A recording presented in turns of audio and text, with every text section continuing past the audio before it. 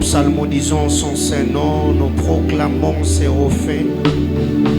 Prions avec le Saint-Esprit que sa puissance tente parmi nous par la manifestation glorieuse de sa présence au moyen de sa main par le Saint-Esprit. Éternel Dieu de toute grâce, du haut de cet autel, Abba, j'ai besoin de ta présence, j'ai besoin de ton huile sainte, j'ai besoin de ta fraîche onction.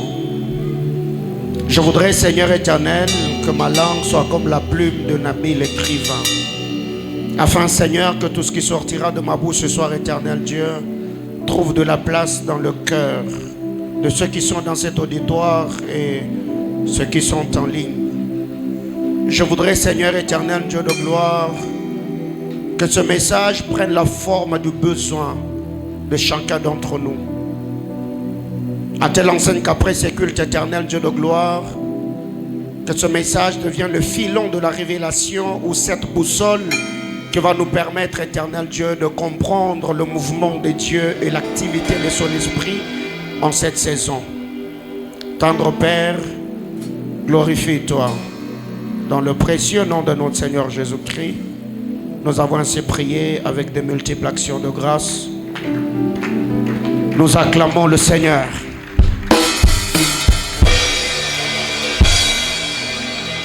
Ta manière d'acclamer n'est pas convaincante. Est-ce que l'on peut célébrer la fidélité du grand roi?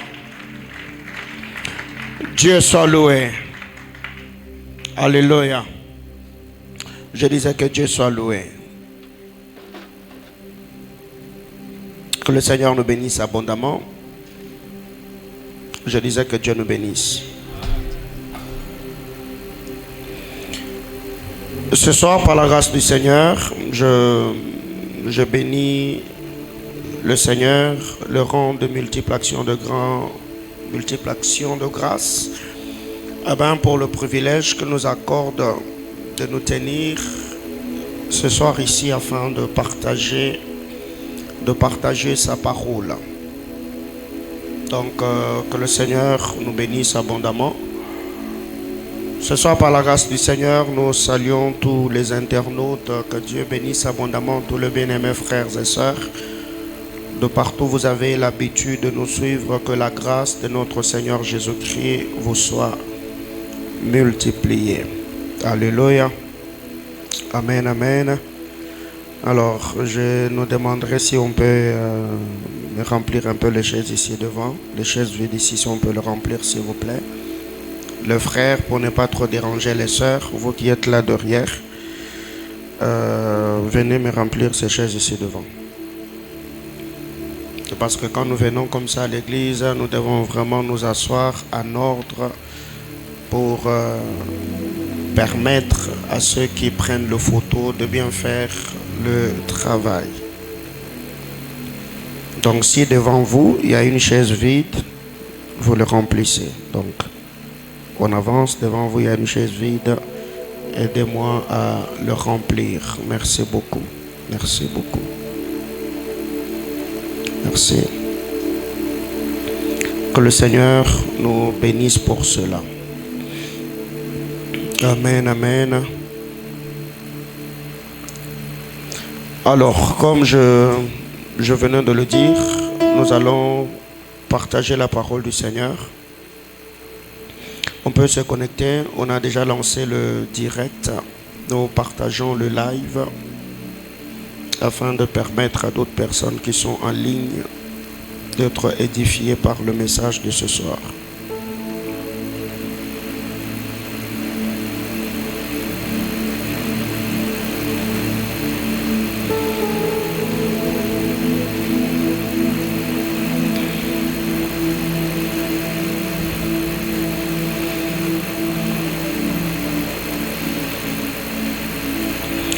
Je crois que le Seigneur Dieu que nous servons dans sa souveraineté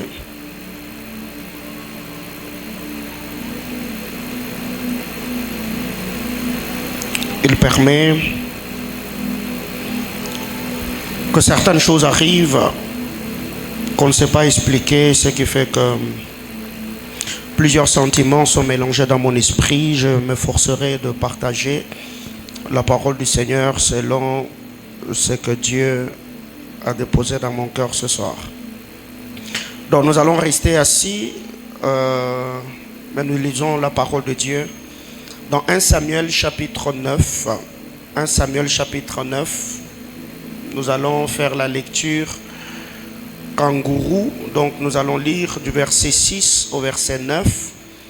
Nous allons sauter pour lire du verset 17 au verset 21.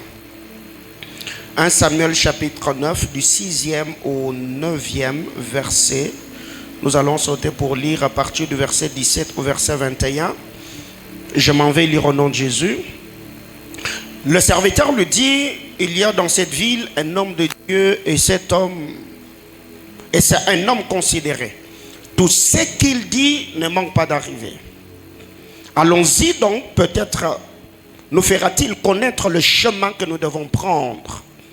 Saül dit à son serviteur, mais si nous allons, que porterons-nous à l'homme de Dieu, car il n'y a plus de provisions dans nos sacs et nous n'avons aucun présent à offrir à l'homme de Dieu. Qu'est-ce que nous avons? Le serviteur a pris la parole et dit à Saül, voici j'ai sur moi le quart d'un cycle d'argent. Je les donnerai à l'homme de Dieu et il nous indiquera notre chemin. Le verset 9. Autrefois en Israël, quand on allait consulter Dieu, on disait, venez et allons au voyant. Car celui qu'on appelle aujourd'hui le prophète s'appelait autrefois le voyant. Allons au verset 17. Lorsque Samuel eut aperçu Saül, l'Éternel lui dit, voici l'homme dont je t'ai parlé et c'est lui qui régnera sur mon peuple. Saül s'approcha de Samuel au milieu de la porte et dit, indique-moi, je te prie, où est la maison du voyant? Samuel répondit à Saül, c'est moi qui suis le voyant. Monte devant moi au haut lieu et vous mangerez avec moi, aujourd'hui avec moi. Je te laisserai partir demain. Et je te dirai tout ce qui se passe dans ton cœur. Ne t'inquiète pas des années que tu as perdues il y a 3 jours. Car elles sont retrouvées. Et pour qui est réservé tout ce qu'il y a de précieux en Israël? N'est-ce pas pour toi et pour toute la maison de ton père? Saül répondit, ne suis-je pas benjamite, de l'une des plus petites tribus en Israël? Et ma famille n'est-elle pas la moindre de toute la famille de la tribu de Benjamin? Pourquoi donc me parles-tu de la sorte? Parole du Seigneur. Que quelqu'un me dise Amen. Alors, nous sommes là depuis le début de ce mois de juin par la grâce du Seigneur, autour de notre thème, le bataille de l'âme. Gloire soit rendue à Dieu pour toutes ces personnes qui ne cessent de témoigner la fidélité du Seigneur, pour toutes les séries d'enseignements, les paroles de grâce, les révélations et de puissants messages prêchés du haut de cet autel par moi, par tous les hommes de Dieu que nous invitons et par le serviteur de la maison. Alors ce soir, par la grâce du Seigneur, Dieu par son esprit, il m'a conduit dans 1 Samuel chapitre 9, afin de nous amener à comprendre la manière dont les choses se sont passées. Certes, c'est une écriture que nous avons toujours lue, une histoire que l'on peut même réciter à cœur. Parce que, pour ceux qui sont lecteurs de la parole, bien sûr, c'est une histoire qui nous est familière.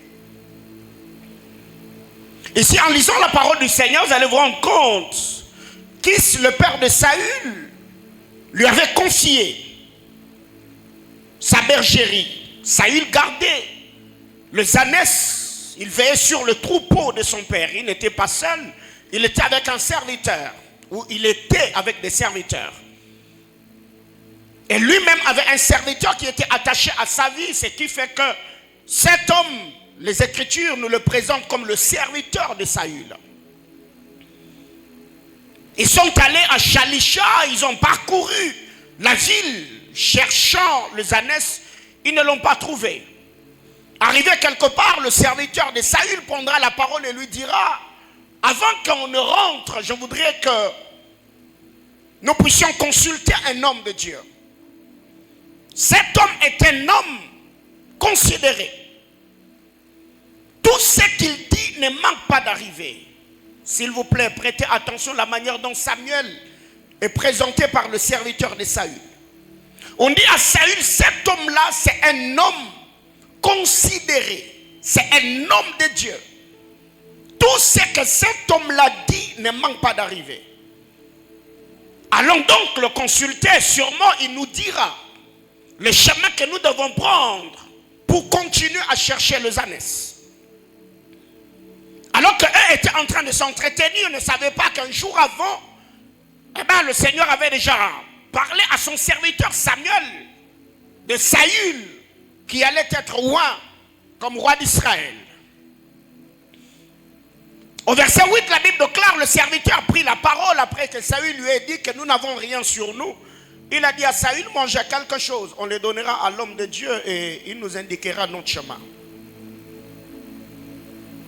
Ils sont partis rencontrer celui qui autrefois était appelé le voyant, Samuel.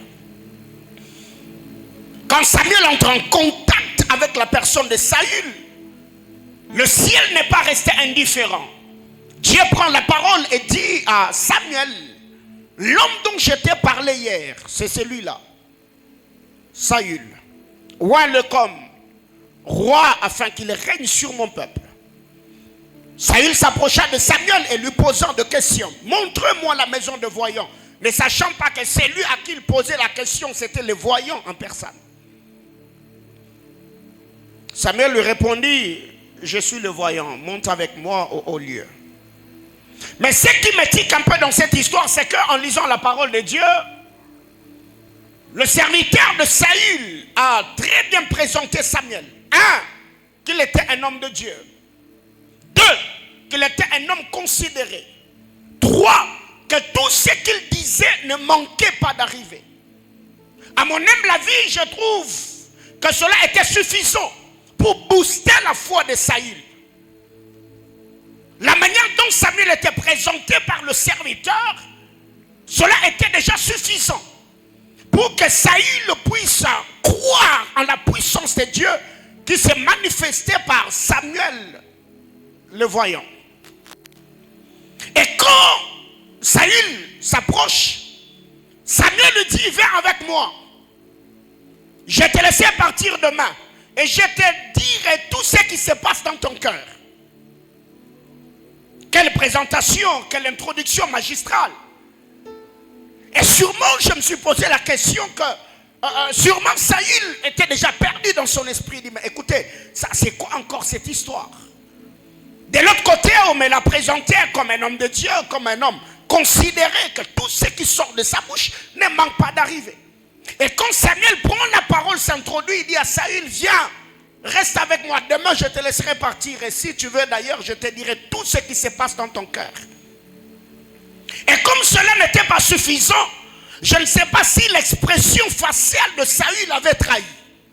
Parce que vous voyez déjà, il y a ce genre de personnes, quand tu lui dis quelque chose, il peut ne pas ouvrir sa bouche pour te parler, mais son expression faciale peut te révéler au fait ce qui s'est dit dans le cœur. Ça, c'est moi qui l'ai dit. Peut-être l'expression faciale de Saül l'avait trahi. C'est là que Samuel prend la parole et lui dit, écoute, ne t'inquiète pas pour les ânesses que tu as perdues il y a 3 jours, car ceux-là ont été retrouvés. Au verset 19, il était en train de dire, je te dirai tout ce qui se passe dans ton cœur. Et quand il descend au verset 20, il dit, si tu es ici, c'est parce que tu y as perdu les ânesses. Et les ânesses que tu y as perdues, ceux-là ont été retrouvés il y a 3 jours. Je crois aussi que cette précision prophétique était suffisante pour booster encore une fois de plus la foi de Saül.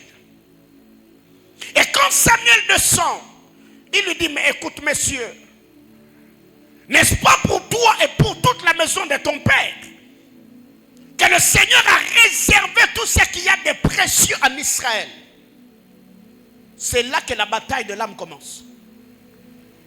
C'est là que l'âme de Saül s'exprime. C'est là que la bouche de Saül va le trahir. Saül prend la parole et dit à Samuel, ne suis-je pas benjamite? L'une des plus petites tribus en Israël. Et ma famille n'était pas la moindre de toutes les familles de la tribu de Benjamin. Pourquoi donc tu me parles ainsi? Donc toi tu ne peux pas me parler de la royauté. Tu ne peux pas me parler de ce qu'il y a de précieux. Mais Saül, pourquoi oublier que c'est lui qui venait de te parler, on t'a dit que celui-là c'est un homme de Dieu? Pourquoi tu n'as pas compris que celui-là est un homme considéré?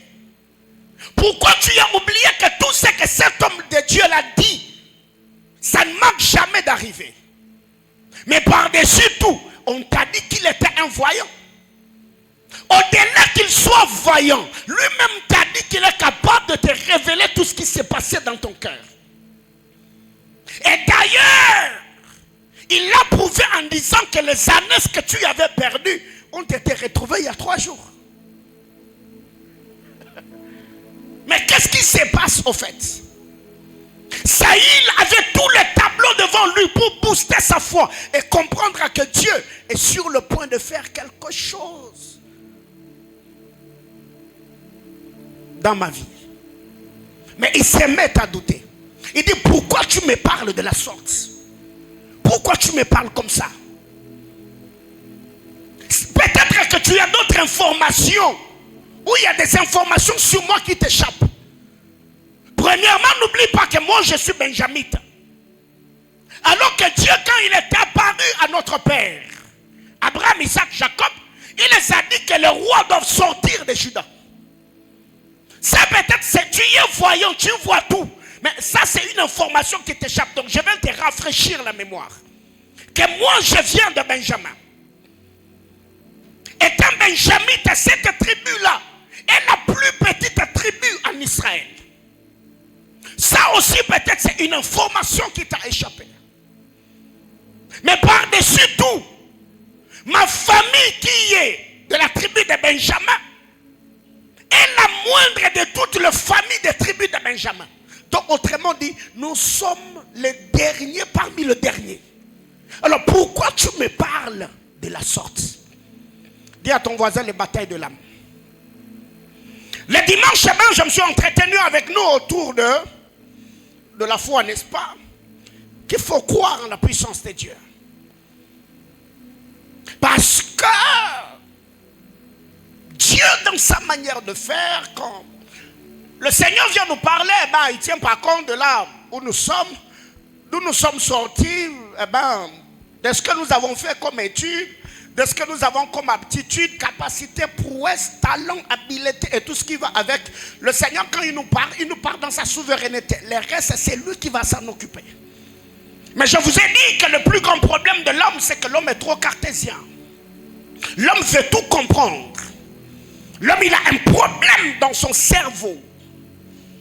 Ce qui fait que, pourquoi cette lutte, ce que nous appelons bataille de l'âme, pourquoi ça se manifeste? Parce que l'homme croit facilement en ce qu'il voit. L'homme croit facilement en ce qu'il voit.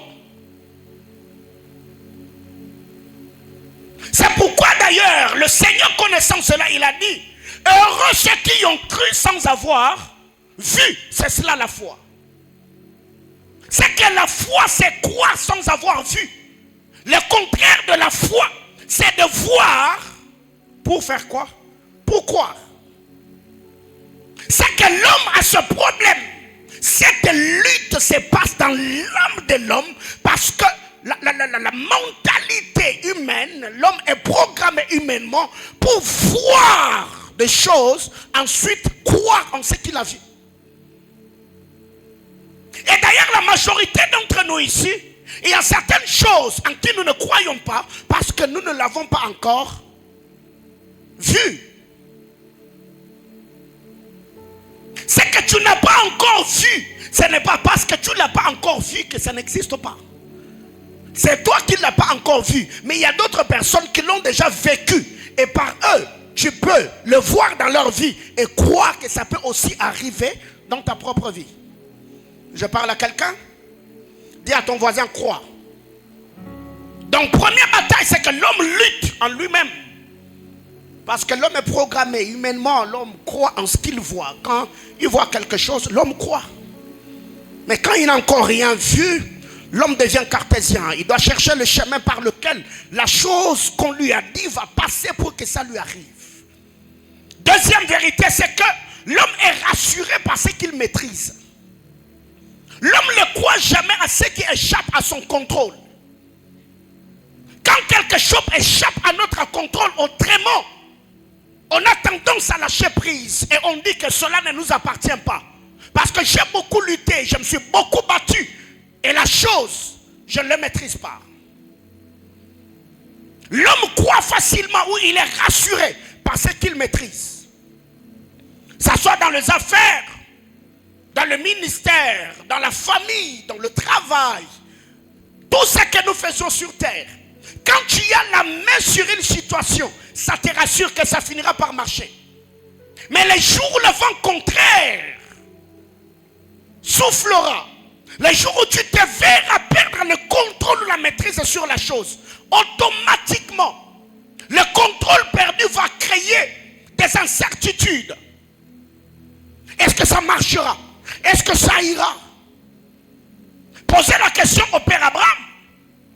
Quand Abraham avait 40, 45, Sarah avait peut-être 30, 35, si le Seigneur était venu dire à Abraham, écoute, ta femme aura un enfant, c'était facile. Pourquoi? Parce qu'il avait encore la gestion sur l'âge et tout le facteur autour de la chose. Facteur ou toutes les réalités autour de la chose. Mais quand le Seigneur arrive, il dit à Abraham, dans Genèse chapitre 17, que Sarah, ta femme, aura un enfant. Abraham dit, Seigneur, peut-être toi tu as oublié, Sarah est déjà avancée en âge, moi-même n'en parlons pas. C'est que l'homme est rassuré quand il maîtrise, ou la maîtrise de la chose crée l'assurance. Mais quand on perd le contrôle, ça crée un déséquilibre. 3. L'homme croit facilement ce qu'il comprend. L'homme croit en ce qu'il comprend. Quand on comprend ce qui arrive, quand on a déjà maîtrisé la méthodologie, le voie par lequel le Seigneur va passer pour agir, là on croit facilement. Ce que l'on comprend, la manière de faire, ce qui fait que très généralement, ceux qui combattent le nouveau mouvement de Dieu sont ceux qui ont été exposés à l'ancien ou aux anciens mouvements. Ils deviennent de plus en plus nostalgiques. C'est que nous, le Seigneur a visité nos pères comme ceci, comme cela. Dieu a toujours eu l'habitude de nous parler comme ceci, comme cela. Donc quand le Seigneur arrive dans une autre dimension qu'on n'a jamais expérimentée, maîtrisée ni comprise, automatiquement ça crée la frustration et ça fait de nous des combattants du nouveau mouvement de Dieu. Un mouvement peut sembler être bon mais révolu. Ce que nous devons faire, c'est de ne pas s'attacher aux méthodes de Dieu, mais s'attacher à celui qui s'émeut. Parce que le Seigneur peut passer par n'importe quelle voie pour nous atteindre. J'entends quelqu'un me dire Amen. Dis à ton voisin, crois seulement. Mais très généralement, nous croyons facilement ce que nous comprenons. Comment ça se passe chez vous? Comment ça se passe dans votre église? Dans votre travail, comment ça se passe? La manière dont Dieu vous a toujours parlé, les jours où le Seigneur viendra avec de nouvelles choses, ça va créer comme un déséquilibre. Quatrième vérité, l'homme exposé à toutes ces luttes, parce que l'homme a la peur de l'inconnu. L'homme se sent confortable dans ce qu'il maîtrise. L'homme se sent confortable dans ce qu'il gère. L'homme se sent confortable dans ce qu'il connaît. L'homme se sent confortable en maîtrisant les tenants et l'aboutissant. Ce qui fait que très généralement, l'homme a du mal à sortir de son confort pour de nouvelles expériences avec Dieu. Et c'est là d'ailleurs que l'âme de l'homme finit par le trahir. À l'instar de notre frère Saül, le tableau était peint, tout était devant lui. Quelqu'un qui n'était au courant de rien, lui a même dit que les ânesses là ont été retrouvées il y a 3 jours. Mais Saül commence à dire, je suis benjamite, ma famille est la plus petite en Benjamin, moi je suis ceci, je suis cela. L'homme a la peur de l'inconnu. Alors nous devons retenir une chose, c'est que le Seigneur dans sa manière de faire, on est en train de parler de la foi, si tu ne m'as pas encore suivi jusque-là. Dieu dans sa manière de faire, il nous expose par moments aux situations inconfortables, juste pour nous faire quitter du point A vers le point B. Le Seigneur par moment, quand il veut nous donner de nouvelles choses, il peut s'arranger pour que les anciennes qui faisaient notre force, qu'on les perde quand même. Ça peut être des choses, des hommes, certains avantages ou certains privilèges. Mais vu que l'homme ne maîtrise pas le futur, il n'a pas un œil ou une perception développée dans la projection de la manière de faire de Dieu, eh bien ce dernier va se recroqueviller en lui-même. Il aura une forme de peur. Et c'est cette peur qui va ralentir la marche de l'homme dans sa manière d'obéir aux instructions qu'il reçoit du Créateur. J'entends quelqu'un me dire amen. Alors, écoutez les amis. Cet homme dont je suis en train de parler, c'est lui ou celle qui est devant moi. Dans cette lutte, l'homme est exposé à 3 choses. Le bataille de l'âme. L'homme est exposé à ces 3 choses. Pourquoi l'homme lutte? Pourquoi l'âme de l'homme le trahit? Pourquoi l'homme a l'habitude de se réserver, de se résigner, de se recroqueviller en lui-même? À cause de ce qu'il a vécu. Ce qu'il a vécu, je parle du passé. Jean chapitre 5, le verset 5. Jésus-Christ, fils de Dieu, arrive à la piscine de Bethesda. Eh bien, il trouve un homme malade que nous appelons le paralytique de Bethesda. Jésus, quand il le rencontre, il lui dit, veux-tu être guéri? Cet homme se met à expliquer à Jésus, il dit, Seigneur, écoute, la situation que tu veux résoudre aujourd'hui et la question que tu me poses, je voudrais te présenter mon curriculum vitae. Donc moi je suis ici, il y a de cela 38 ans. Est-ce qu'il a répondu à la question? Non. La question était, veux-tu être guéri? La réponse allait être oui. Mais le vécu, c'est que cet homme a connu, ce qu'il a subi, ce qu'il a enduré, a créé une lutte dans son âme. Sûrement dans sa tête, il y a la réponse oui qui voulait sortir. Mais de l'autre côté, les souvenirs, les nostalgies de tous les coups qu'il a encaissés, de tout le va-et-vient qu'il faisait comme mouvement, a pris le dessus. Il dit à Jésus, Seigneur, je veux être guéri, mais écoute, je suis ici il y a 38 ans. Pourquoi Abraham n'a pas cru en la parole de Dieu? Pourquoi Zacharie, alors qu'il était au temple, dans le sanctuaire en train de servir, pourquoi il a douté à la parole que Gabriel lui a adressée? Le vécu. Bien-aimé dans le Seigneur, vous devez savoir, ce que vous avez connu dans le passé peut devenir pour vous un obstacle au prochain mouvement de Dieu. Parce que l'homme est tellement nostalgique. Tu as vu un médecin pour ce problème-là. On t'a prescrit de produits. Tu y es passé à la radio. Tu y es passé à l'échographie. Tu y as tout fait. toutes les techniques, le principe, les méthodes, les orientations et tout ce qui va avec, tu y as suivi toutes ces choses. Rien n'a changé. Et dans un culte comme celui-ci, tu vois un bout d'homme qui n'est ni médecin, ni gynécologue, te dit que Dieu va faire. Ah mais non. Ça, humainement parlant, l'homme va chercher à comprendre. Oui, je sais que Dieu va faire. Mais comment il va le faire? Ce qui fait que très généralement, dans la quête de la délivrance, et tous ceux qui ont besoin d'avoir une vie au standard élevé, ils doivent apprendre un moment à banaliser leur passé. Ils doivent apprendre un moment à banaliser leur vécu. Et ça, c'est une histoire qui nous accompagne tous les jours de notre vie. Tu es dans ces problèmes-là il y a combien d'années déjà? 4 ans, 5 ans, 6 ans. Et on te dit que dans 30 secondes, dans un culte comme celui-ci, ça va changer. Tu vois? Il faut toi-même, excusez-moi le terme, commencer par être malade pour croire qu'une telle chose va partir. Parce que humainement parlant, comment ça s'explique? Ce qui fait que tous ceux qui réfléchissent ou qui marchent avec Dieu, avec leur cerveau, finissent toujours par recevoir le miette venant de Dieu. Mais la vie surnaturelle est pour ceux qui croient en Dieu aveuglément, banalisant et oubliant ce à quoi ils ont été exposés.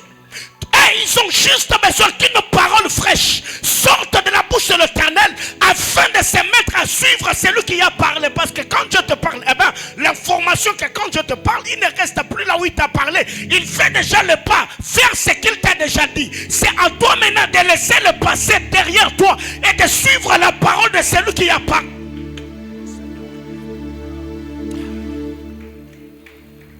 Dis avec moi le vécu. Tous ceux qui ont lutté avec le Seigneur dans leur parcours, le vécu, le bloquer, le réclamer quelque part. Moïse a dit à Dieu, Seigneur, je n'ai pas un parler facile. Est-ce que ça a commencé au buisson? Non. Toute sa vie, il a toujours bégayé. Mais il a oublié que ces jours-là, c'est lui qui l'avait créé avec la langue embarrassée, était capable de toucher sa bouche et lui donner un parler facile ces mêmes jours. Alors toi, jusque-là, qu'est-ce qui te bloque?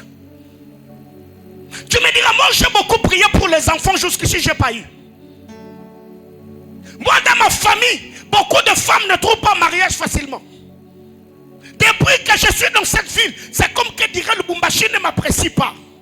Moi je suis dans le ministère, j'ai fait tout ce que je pouvais faire. Le vécu. Je suis ici il y a 38 ans. Tout ce que je fais, c'était devant, eh bien, c'était l'aller et le retour. Ce que l'homme a vécu peut devenir un obstacle où ça peut créer des paradigmes mentaux, des forteresses mentales qui vont l'empêcher à croire facilement à la parole de Dieu. Savez pourquoi les enfants ont plus, je dirais pas foi ou confiance plus que nous? Parce que eux, ils n'ont pas encore reçu le coup de la vie. Quelqu'un me comprend? Elles n'ont pas encore reçu le coup de la vie. Ce qui fait que toi tu peux être là, tu n'as même pas de vélo. Mais un enfant peut avoir le courage de te demander avion. Et si tu lui dis le soir je t'achète avion, il ne va pas s'arrêter là. Il va même raconter à ses amis, papa m'a dit que le soir il va m'acheter avion. Alors que toi-même, même vélo, tu n'as pas. C'est que l'enfant ne croit pas en tes poches. L'enfant croit aux paroles qui sortent de ta bouche. Il peut ne pas savoir combien tu gagnes. Mais si tu lui as dit que tu vas acheter avion, il va dire que papa va acheter avion. Bien-aimé dans le Seigneur, vous savez, la Bible déclare, mon juste vivra par la foi. Donc c'est la foi qui fait vivre les justes. Donc si tu n'as plus de foi, tu es comment? Mort. Bien-aimé frère, qu'est-ce que tu as vécu jusqu'ici? Combien de prescriptions médicales ou de produits que tu as pris? Combien de fois tu as tenté de faire asseoir ton entreprise et les choses ne marchent toujours pas? Combien de fois tu as essayé d'obtenir des documents pour ceux qui vivent à l'étranger, ceux qui nous suivent en ligne? Ou tu as tenté de voyager, on t'a toujours refusé le visa. Est-ce que tu crois que cette fois-ci sera la bonne?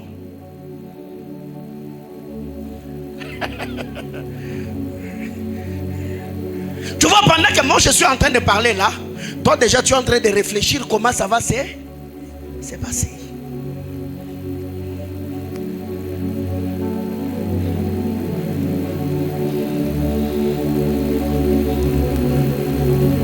Cette femme qui était veuve, qui importunait ces rois de Luc, tous les jours, elle s'est réveillée avec une nouvelle confiance. Hier, le roi m'avait refusé. Aujourd'hui, j'irai encore. Roi des femmes à cause. Le roi ne répond pas favorablement, je rentre. Demain, c'est un autre jour.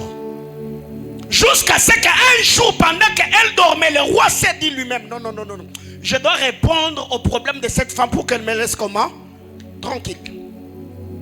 C'est que le problème, ce n'est pas ce que tu as vécu ou expérimenté. Le problème, c'est la force que tu n'as plus pour essayer ce qui n'a pas marché hier. La majorité des gens aujourd'hui qui se morfondent, qui se plaignent, ce n'est pas que le Seigneur n'est plus capable de faire. Ils sont seulement découragés à recommencer ou reprendre ce qui n'a pas marché hier. Et tu n'es pas le premier. Quand vous lisez la parole du Seigneur, Pierre a fait face à cette expérience. Jésus arrive, il lui dit, jette ton filet. Pierre lui dit, Seigneur, toute la nuit, j'étais ici. J'ai péché toute la nuit. Il n'a pas dit que j'ai jeté le filet. Non, j'ai péché toute la nuit. J'ai rien pris.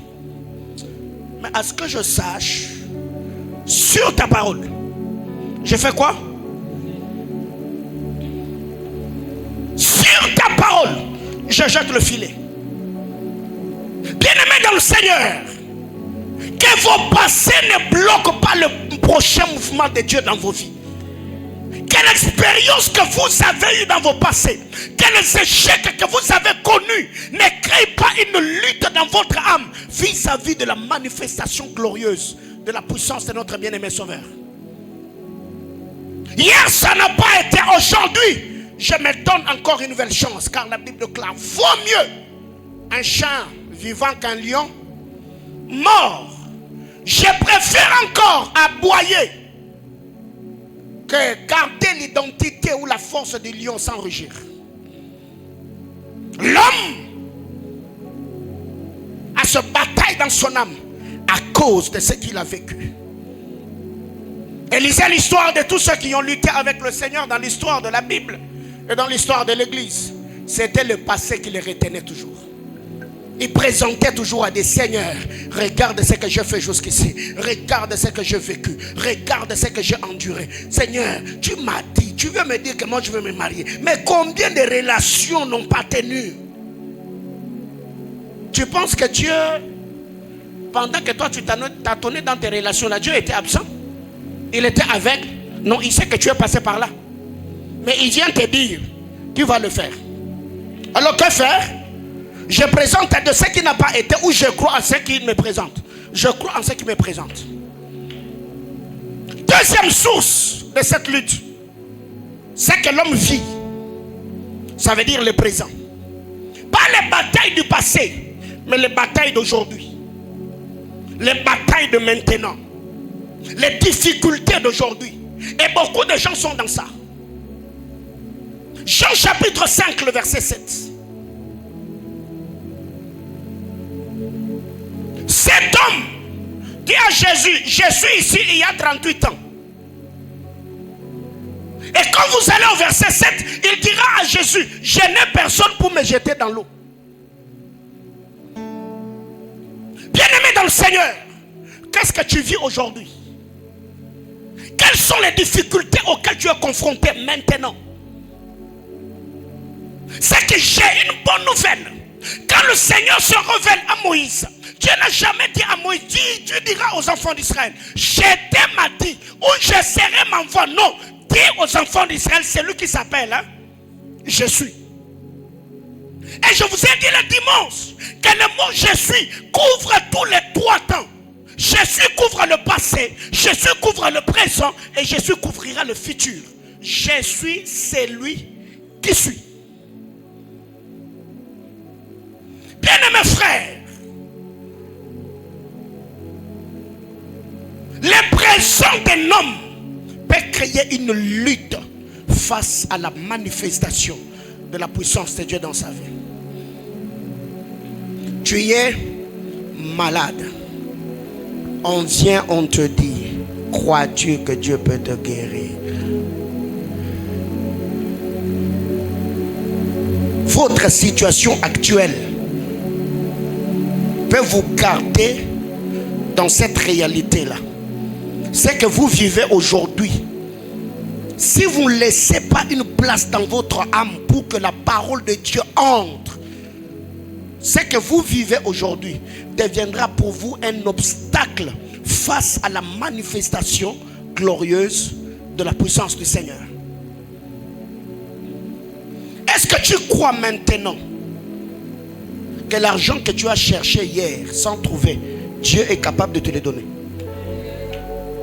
Est-ce que tu crois que cette promotion pour laquelle tu as même engagé plusieurs personnes ou placé dans l'entreprise, qui t'ont même recommandé sans pourtant que ça ait lieu, que ce soit par la puissance de Dieu, le Seigneur peut te donner une promotion après ici? Vous savez, le problème ce n'est pas nous, le problème c'est pas Dieu, le problème c'est ce que vous avez vécu jusqu'ici qui empêche la puissance de Dieu qui se manifeste par ses serviteurs au moyen de la parole d'agir dans vos vies.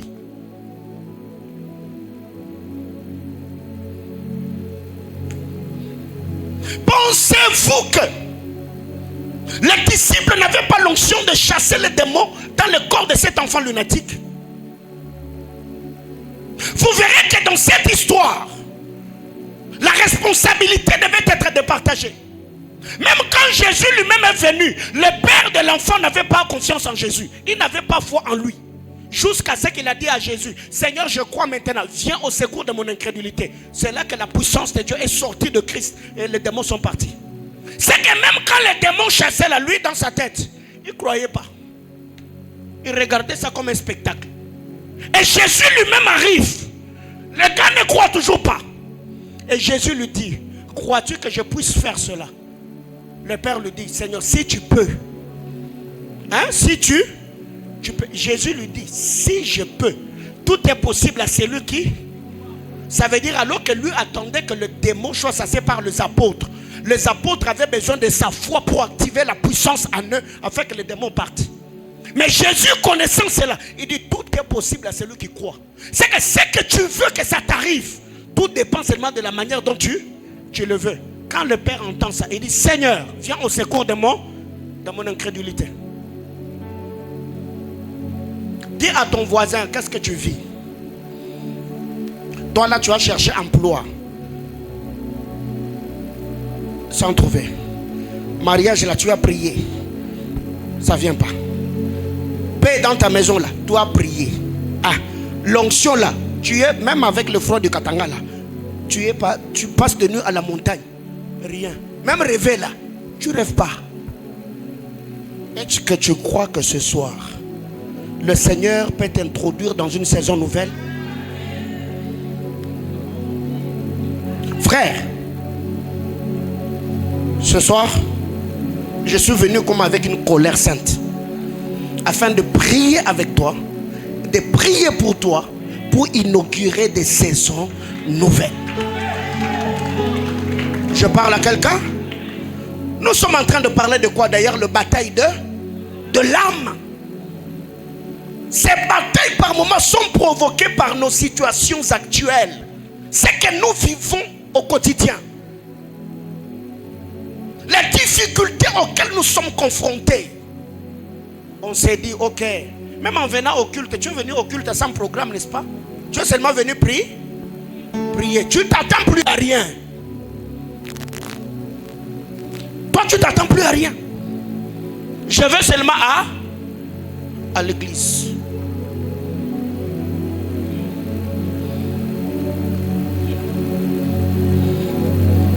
Donc ici, quand vous lisez la parole de Dieu, vous allez vous rendre compte que cet homme de Bethesda est exposé à cette lutte à cause de ce qu'il vivait. Seigneur, je n'ai personne.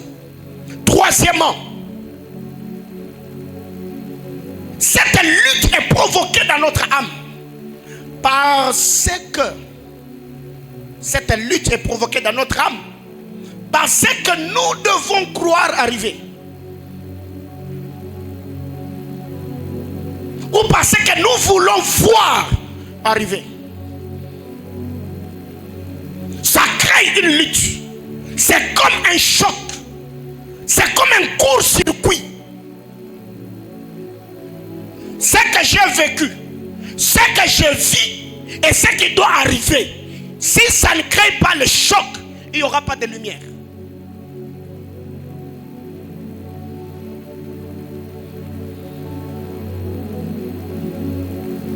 J'ai beaucoup lutté dans le passé. J'ai fourni beaucoup d'efforts. Rien n'a marché. Aujourd'hui, je continue à d'être exposé aux mêmes réalités. Mais Dieu vient. Il me dit qu'il va le faire. Vous voyez ce qu'il y a comme lutte? Ce que j'ai vécu est comme un background. Ce que je vis pèse sur moi. Et Dieu vient dans ce que j'ai vécu, dans ce que je vis, me dit qu'il y a un nouveau mouvement qui va commencer. Ça va créer un choc. Si tu ne fais pas taire ton âme, tu vas faire taire la parole de Dieu. C'est ces luttes qui se passent dans l'esprit de l'homme. Ce qui doit arriver quand Dieu me l'annonce, ça va créer le choc. Par où ça va passer? Comment il va le faire? Ce qui fait qu'il y a même des gens aujourd'hui qui font taire Dieu en disant à Dieu, Mungu, wikale tukimia. Bila wisha usema, fanya bioni, bione. Tout ce que tu as promis là, réalise-le d'abord que je le voie. Papa, tu as beaucoup parlé. Et j'ai même entendu quelqu'un récemment chanter un cantique en disant, Seigneur, je ne sais pas, demande d'abord, je ne sais pas, à Gabriel de s'asseoir. Envoie d'abord Mika. Ça vraiment c'est congolais, Penza. Je t'assure. Made in Congo. C'est que Gabriel, c'est l'ange qui papote. Lui ne fait que parler. L'ange qui raconte des histoires. Seigneur, lui, qui la ferme, qui se repose, envoie Mika, l'ange de guerre. Vraiment, ça c'est congolais. Bien-aimés frères, est-ce que tu crois vraiment? Est-ce que tu crois que ça va changer? Je n'ai pas dit que est-ce que tu crois que ça peut changer? Non. Je dis, est-ce que tu crois vraiment que ça va changer? Vous savez, chercher à comprendre demande l'utilisation de ton cerveau. Alors que croire fait taire le cerveau, active seulement le mouvement du cœur. La raison demande beaucoup de... Ça va te demander de dépenser beaucoup de calories. Il faut réfléchir comment ça va se passer, par où ça va se passer, par qui Dieu va passer. Mais croire, c'est s'attendre à Dieu. Seigneur, je ne sais pas par où tu vas passer. Je ne sais pas qui tu vas utiliser. Moi, je sais qu'avant que cette journée, qu'avant que la journée, le soleil ne se couche, tu vas me donner à manger, point barre. Je ne sais pas par qui tu vas utiliser. Est-ce le corbeau? Je ne sais pas. Est-ce la veuve de Sarepta? Je ne sais pas. Mais moi, je sais, avant que le soleil ne se couche, moi, je vais faire quoi? Je trouverai à manger, point barre. Je reste là. Emma. Je commence à louer. Pourquoi? Parce que je sais que comme j'ai cru en sa toute puissance, le Seigneur ne me laissera pas tel que je suis. Frère, les réalités que vous vivez là, on est passé par là. On vit les mêmes histoires. Mais je vous dis, depuis un temps, je ne lutte plus. Je crois seulement. On est tous passés par là. Un moment, je ne lutte plus. J'ai dit à mon cerveau, tais-toi un peu. Laisse mon esprit travailler.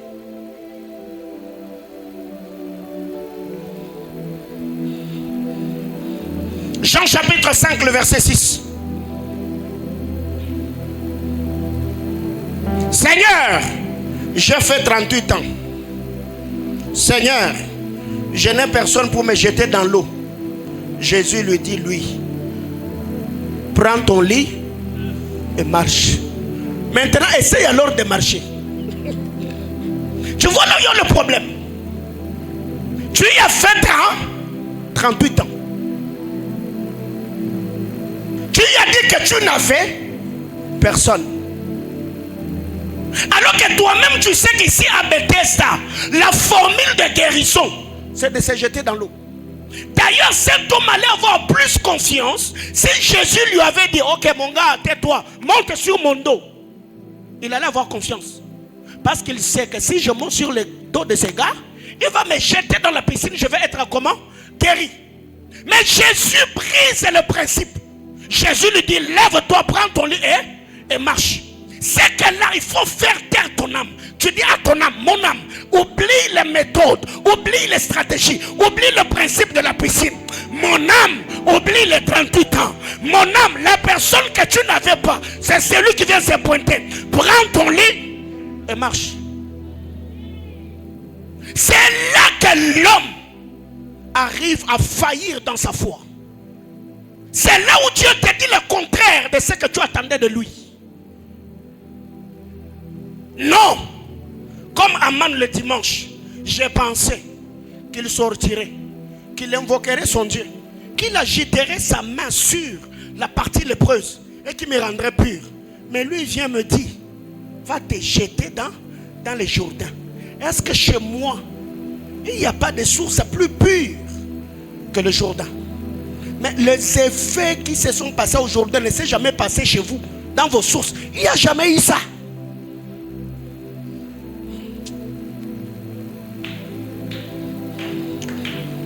Dis à ton voisin, c'est ce soir.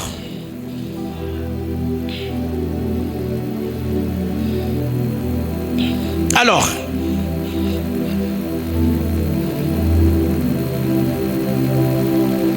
croire en la parole de Dieu, comme Dieu l'attend, ne dépend pas de nous. C'est le travail de l'Esprit de Dieu en nous.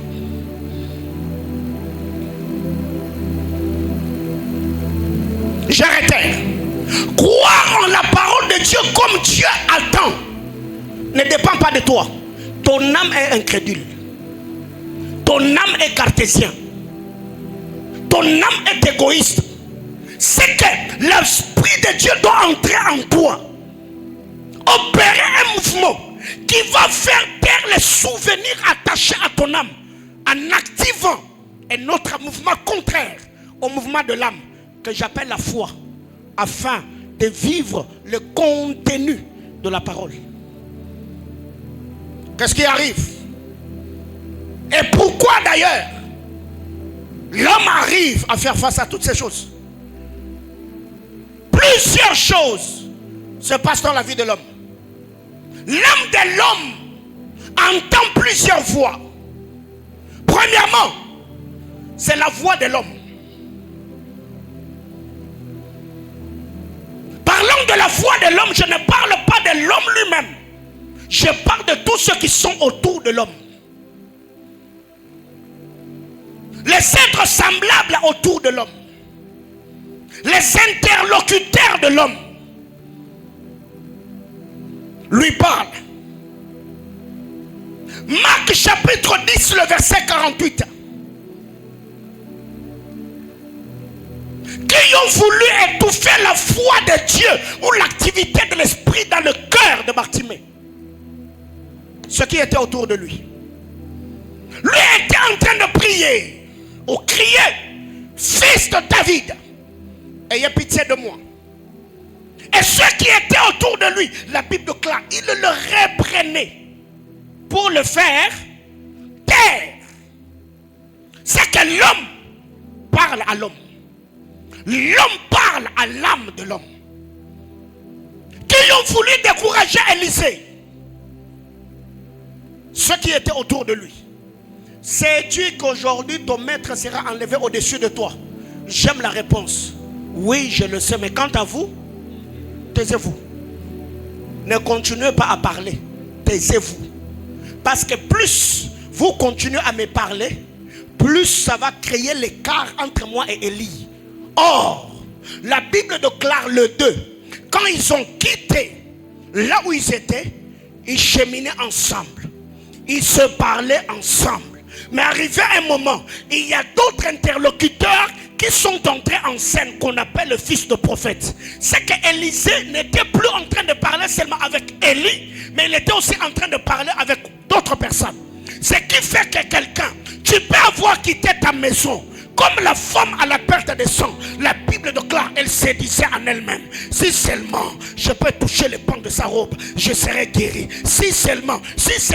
Mais sur le chemin, si tu rencontrais le médecin qui t'avait touché avant Jésus, il peut te faire le moral en te disant, femme, toi tu vas où?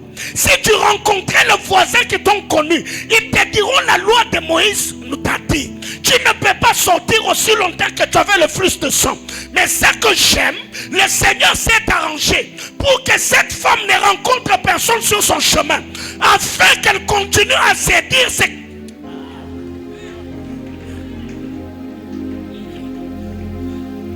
Vous savez, très généralement, quand on était enfant et qu'on nous envoyait d'acheter des produits, qu'est-ce qui nous poussait ou nous permettait d'oublier le produit?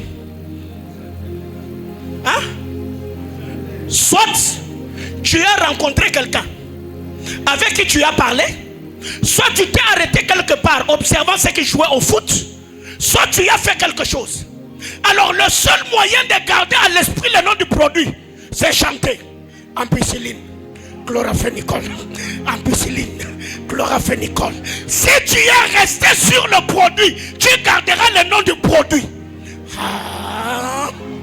C'est que cette femme en route, elle se disait, si je puis toucher le pan de sa robe, si je puis toucher le sang, même si elle sent que le sang, si je puis toucher le pan de sa robe, c'est que j'aime, c'est cette histoire qui est arrivée au fils prodigue. Ce fils prodigue au pays lointain, la Bible déclare, il s'est dit, je me leverai, j'irai, je dirai à mon père, j'ai péché contre le ciel, j'ai péché contre toi. Pendant qu'il faisait ce chemin, il était en train de se dire, s'il avait rencontré son grand frère, il allait perdre l'esprit de ce qu'il devait dire à son père. Qu'est-ce qui arrive? Tu quittes la maison. Aujourd'hui, le culte d'aujourd'hui c'est mon culte. Le culte d'aujourd'hui c'est mon culte. Je disais que le culte d'aujourd'hui c'est mon culte. Tout ce qui sera dit ce soir au culte va me propulser dans une autre dimension. Un moment, on t'appelle au téléphone. On te dit, tu vois, j'étais passé chez toi pour récupérer le loyer, mais je ne t'ai pas trouvé.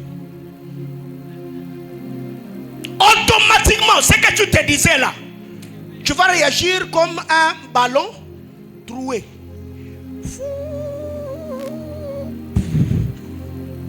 Tu as oublié. C'est que même si quelqu'un m'appelle et me donne une mauvaise nouvelle, j'ai dit ok, je vais t'appeler après les cultes. Mais le culte d'aujourd'hui, c'est mon culte. Je disais, la réunion d'aujourd'hui, c'est pour moi. Bien-aimé dans le Seigneur, l'homme parle à l'homme, ok. Quand vous lisez la parole de Dieu, qui a poussé Job à maudire Dieu? Qui a incité Job à maudire Dieu? Sa femme, n'est-ce pas? C'est que vous devez apprendre quand tu viens au culte, que l'homme autour de toi ne te parle pas. Moi je sais et je sais. C'est pour cette raison d'ailleurs, Francis et tous ceux qui travaillent ici savent. Dès que j'arrive ici, j'entre au bureau, je fais quoi? Je ferme ma clé. Je m'enferme là-bas parce que je ne veux pas être en contact avec quelqu'un qui peut venir me distraire pour me déconnecter de l'esprit du culte. Et depuis que je suis arrivé aujourd'hui à 11h, moi et lui, on s'est vu que quand je sortais pour venir prêcher, je m'étais enfermé là-bas. Frère, ça veut dire après ce culte, chante ton ampicilline, chante ton chloramphénicol jusqu'à ce que tu vas arriver à ta maison. Les mariages, je vais me marier. Les contrats, je vais les signer. La Zobrakatalabaya. Les enfants, je vais les avoir. Ezita Bralia. Aïe, aïe, aïe. Quand tu arrives d'ailleurs à la maison, tu trouves ton mari qui n'était pas au culte. Tu lui dis seulement, chérie, ça y est. Qu'est-ce qu'il y a? Je ne sais pas. Mais ça y est. Tu gagnes un suspense. Tu entres à la maison, les bras. Ah, Seigneur. Dis à ton voisin la foi. Alléluia. Alors, ne laisse à personne désorienter l'esprit et la concentration que tu as. Que personne ne te rappelle que l'âge est avancé. Que personne ne te fasse voir que depuis que tu as cherché un boulot, il n'y a pas. Moi, je suis focus. Je sais que ce que Dieu m'a dit, il le fera. Il le fera, c'est certainement. Alors, je ne me déconcentre pas. Je ne perds pas mon énergie. Je reste concentré sur la parole de Dieu. Car sa parole est oui. Amen. Deuxièmement,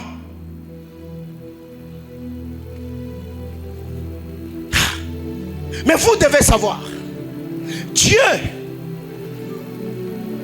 est aussi celui qui peut, je suis dans le premier point, Dieu est aussi celui qui peut susciter autour de nous des bonnes personnes qui vont raviver la flamme de l'esprit en nous. Donc, si Satan peut placer certaines personnes sur ton chemin pour te déconcentrer de ton culte, le Seigneur peut aussi susciter quelqu'un à côté de toi qui va raviver la flamme de l'esprit pour te rappeler ce que Dieu t'a dit, pour te rappeler la manière de faire de Dieu.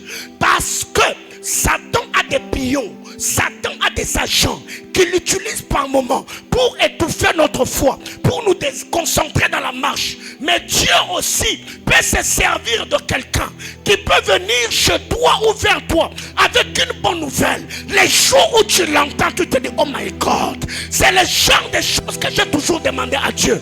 Tu peux voir ces choses dans la vie de quelqu'un. Quand tu le vois faire, tu dis, waouh, le genre de dimension que j'ai toujours voulu, le genre de mariage, c'est ça. Frère, autre chose, Satan nous parle. L'homme n'entend pas seulement son semblable. L'homme peut aussi entendre la voix de Satan. Et comment Satan peut nous parler par les hommes ou encore nous parler par la voix du cœur? Quelqu'un peut venir comme ça, il te parle comme la femme de Job. Toi-même tu sens que ça c'est Satan. Rares sont de fois où Satan lui-même est apparu à quelqu'un, comme dans le cas de Jésus, où il est venu lui-même les tenter. Comme le cas d'Adam et Ève, il est lui-même venu les tenter. Mais très généralement, Satan peut nous tenter aussi par la voix du cœur. La voix du cœur. Et s'il y a quelqu'un qui s'est déjà maudit lui-même, quand je dis maudire, ça veut dire toi-même tu te dis, moi ma vie là ne servira à rien. Et rien ne marchera. Je ne m'en sortirai pas. Oh, pourquoi vous avez honte? Qui a déjà? Ça t'est déjà arrivé un moment où toi-même, quand tu regardes ta vie là, tu sens que tu n'as plus confiance en toi. Ça t'est déjà arrivé, non? Oh, moi ça m'est déjà arrivé dans la vie. Ça m'est plusieurs fois d'ailleurs, où tu sens vraiment que tu es en train de vouloir lâcher prise. Ça m'est déjà arrivé. Bien-aimés frères, par moment, Satan peut passer, pas par quelqu'un, par toi-même, par la voie de l'incrédulité en toi, pour te faire voir que toi tu es incapable, toi tu n'as pas de capacité, toi tu n'arriveras pas. Et tu sens toi-même que tu as toutes les convictions possibles que yo vino robongate. Il y a des gens comme ça dans la vie. Même quand elle parle mariage, elle parle juste pour faire genre, mais elle-même en elle là, elle ne croit plus qu'elle va se marier. Il y a des gens comme ça, même si elle parle guérison, mais en elle-même elle sait que cette histoire, souka souka, et même en akasangiri. Bien-aimés frères, Satan parle. Et aujourd'hui, beaucoup d'enfants de Dieu sont captifs, sont vulnérables à la voix de Satan et pensent que c'est Dieu qui leur parle. Voyez-vous, vous devez apprendre à identifier la voix de Dieu. La Bible claire, la voix vient de ce qu'on entend. Et ce qu'on entend vient de la parole de Christ. Donc, si la foi vient de ce qu'on entend, la mort aussi peut venir parce qu'on entend. Si un jour quelqu'un vient et te dit, toi tu n'arriveras pas, il y a des gens comme ça qu'on ne peut pas laisser partir. Tu les récupères, tu les fais asseoir. Tu lui donnes l'exégèse et son herméneutique avant qu'il ne parte. Quelqu'un comprend de quoi je parle? Donc tu es là, quelqu'un te dit, c'est que moi je vois, toi tu feras rien. Hein? Et tu te mets à rire. Qu'est-ce qu'il y a à rire même? Mais non, tu le récupères. Tu vois, moi, je suis créé à l'image, à la ressemblance de Dieu. Moi, je suis porteur de grâce divine. Tu ajoutes ton nom et tu lui dis Paulin Mbombo.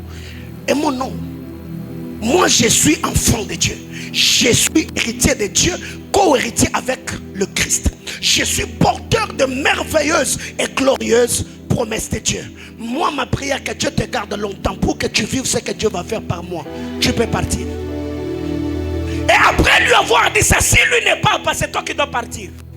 Il ne faut pas rester là pour qu'il contredise ce que tu as dit. Il y a des gens avec qui vous ne devez pas discuter. Parce que toi-même tu sais que cet homme-là ne croit pas en toi. Alors si tu lui laisses le temps, il ne va pas seulement étouffer ta foi, il va également te blesser. Je parle à quelqu'un. Dis à ton voisin que Satan ne te parle plus. Et il y a des gens comme ça qui ont laissé la voix des démons prendre place dans leur esprit. Quand tu te réveilles le matin, c'est comme une... ça s'appelle comment? Clochette ou cloche? C'est comme le clignotant. Waouh, waouh, waouh, waouh, waouh, waouh. Et ça te hante tous les jours de ta vie. Regarde, même aujourd'hui, quand tu te regardes dans le miroir, tu es une jeune fille, tu ne prends plus soin de toi. Tu ne te maquilles plus, tu ne prends pas soin de toi. Parce que toi, quand tu te regardes là, c'est Satan qui te fait voir que tu as mis make-up, tu as... Est-ce que osé? Tu es osé. Ok. Mais aussi, je vais m'arrêter là. Il n'y a pas que les hommes autour de nous qui nous parlent. Il n'y a pas que Satan nous parle. Les circonstances de la vie sont porteurs de messages, sont porteurs de voix. Il y a certaines personnes aujourd'hui, Satan le parle par les circonstances. Dieu peut aussi te parler par les circonstances. Genèse 17, 17. Les circonstances ont parlé à Abraham. Abraham dit à Dieu, je suis vieux. Sarah aussi est avancée en âge. Qu'est-ce qui a poussé Abraham à cette conclusion? Les circonstances, l'âge avancé. Bien-aimés dans le Seigneur, il y a des gens aujourd'hui qui ne croient plus en la puissance de Dieu. Il y a des gens qui ne voient plus la gloire du Seigneur. Leur foi est étouffée. Il y a la bataille dans leur âme. Seulement parce que là où vous êtes dans une lutte permanente. Vous vous battez avec vous-même. Les circonstances de la vie sont porteurs de foi. Ou quand tu te regardes, tu dis non, avec tout ce que j'ai connu, avec ce que j'ai enduré, les fausses couches, les ruptures, le contrat, mes études, mon mariage qui balaye, tout le sacrifice que je payais, est-ce que je peux ou je pourrais encore me relever? Les circonstances parlent. Mais aussi, si les mauvaises circonstances sont porteurs de foi, il y a aussi des bonnes circonstances qui portent de foi.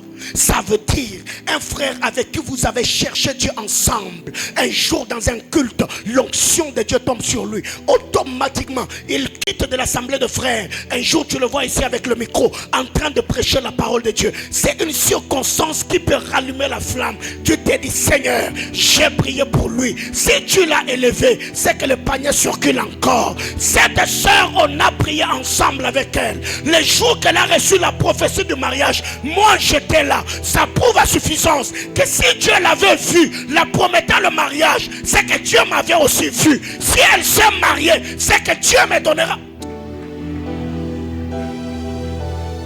Bien-aimés frères, ce que Dieu fait dans la vie de vos semblables peut être une prophétie pour vous. Où tu te dis, ok, la Bible déclare, Dieu ne fait exception des personnes. Mon confiance en Nzamba za la raté. Bisoto bananaï. Mutoya Nzamba na mukila za la raté.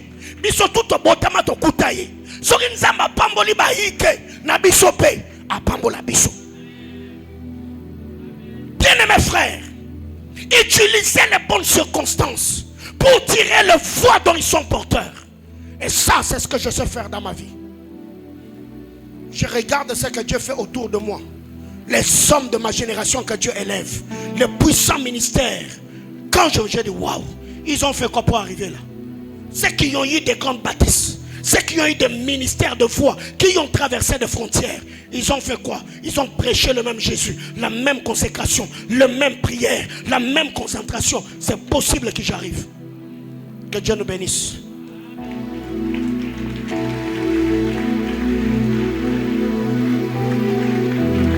Je finis. Et je vais prier avec toi.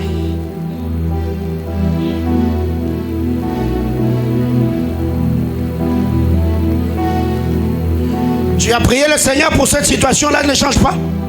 Non, c'est possible ce soir que le Seigneur étende sa main. Tu as payé le prix pour que les choses marchent et les choses te compliquent. Non, ce soir le Seigneur est là. Oh.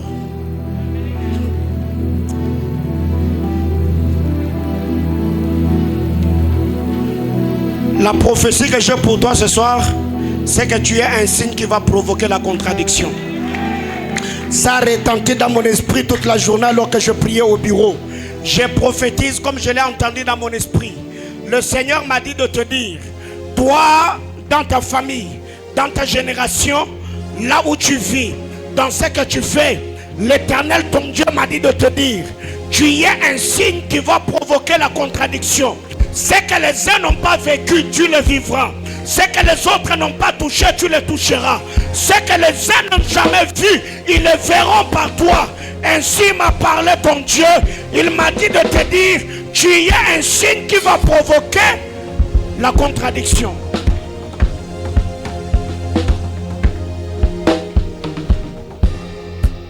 Ce soir, on va prier pour deux choses. Pendant 3 ou 4 minutes. Premièrement, tu vas prier dans ce sens. Seigneur, je prie au nom de Jésus que toutes les circonstances malheureuses ou défavorables qui portaient le voie de découragement pour me faire voir que les choses ne marcheront pas pour moi, ce soir, je fais taire Satan. Je fais taire toute foi qui était dans les circonstances de ma vie. Lève ta main droite, suis-moi dans la prière. Abba Père, dans le nom de Jésus, je me tiens ce soir dans la présence de Dieu, priant avec le Saint-Esprit. Je prends autorité sur les circonstances porteurs de foi de découragement qui me faisaient voir que ma vie finira comme ça. À ma qualité d'enfant de Dieu, je décrète et déclare que les circonstances qui portaient de foi négatives vont travailler à ma faveur. Au nom de, mets-toi à prier. Cible ces domaines-là. Si c'est le domaine du travail, si c'est dans le domaine du mariage, si c'est le domaine de la maternité, si c'est dans le domaine du ministère, si c'est le domaine de la santé, tu dis ce soir que toutes les circonstances porteurs de points négatifs, je les bannis, je les... Aïe, aïe, aïe, aïe, aïe, aïe. Yes. Yes. Yes. Yes. Yes. La brata alama. Uli alutevi eliakurali. Askopa ate el kevenomo. La ia tusalia pa aradia katova. Alika ulke etelemia pa alavedesh. Brada dada askata la maai. Maia tutezia paradia. Oskato. Brakulemenia paradovash. Yatayatos. Iteteliza luleveke etekaria. Paraga kata alamaya. Iteme erkalabatos. La situation de mes études me faisait voir que je ne finirai jamais. La situation de mon mariage me faisait voir que Satan a triomphé. Les circonstances de ma santé